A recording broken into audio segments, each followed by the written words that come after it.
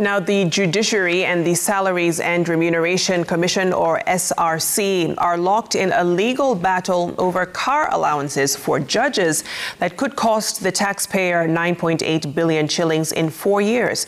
In 2021, the SRC rejected the grants which had been authorized by the head of public service in 2011, soon after the current constitution kicked in. Now, the SRC is being accused of threatening the independence of the judiciary. Consequently, the Judicial Service Commission wants the car grants that allowed High Court judges access to 10 million shillings each to continue. The case will be a big test for judges who have to determine a matter that concerns them. This story was produced by Serfine Achieng.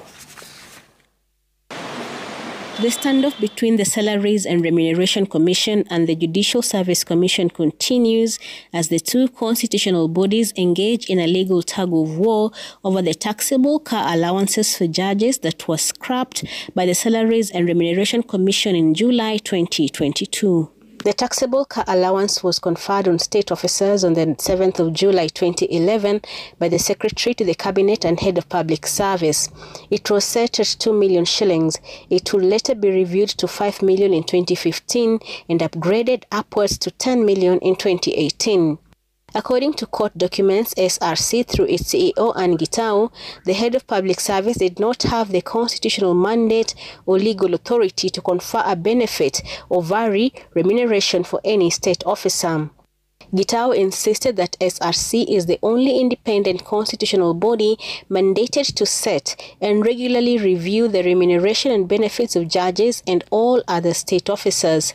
Hence, the taxable car allowance, which was introduced 22 days before the operationalization of SRC and the subsequent reviews in 2015 and 2018, which were done without consulting SRC, were illegalities and a subversion of the Constitution.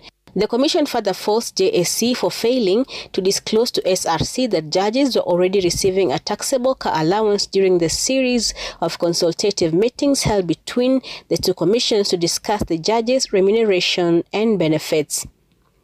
These concerns, according to SRC, are what informed their letter dated 12th July 2021, addressed to the head of public service, demanding that the office revokes all the circulars that established and reviewed the taxable car allowance, which was followed by a move to revoke the car allowance in July 2022. In defending its decision, SRC revealed that under the current terms, it will cost the taxpayer 9.8 billion shillings in 4 years to fund car allowances for judges in Kenya. This, according to SRC, is unaffordable and fiscally unsustainable.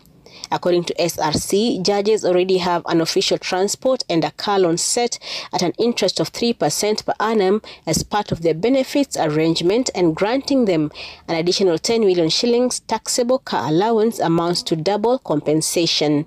The argument by SRC were in response to a petition that was filed by Peter Gashwiri, who petitioned the High Court to protect the interest of judges. A petition that was filed as JSC moved to challenge SRC's decision, terming it an infringement on the rights of judges. In his petition on the 23rd of August 2023, Gashwiri argued that SRC's move to scrap the taxable car allowances for judges on the ground that it was not set and reviewed by the Commission directly contravenes Article 164 of the Constitution, which prohibits the variation of the remuneration and benefits payable to or in respect of a judge to the disadvantage of that judge. The petitioner is accusing SRC of threatening the independence of the judiciary and asks the court to declare that the taxable car allowance for judges cannot be reviewed to the disadvantage of the judges. The letter by the SRC, dated 12th July 2021, purporting to scrap the taxable allowance, contravenes the Constitution and is therefore invalid.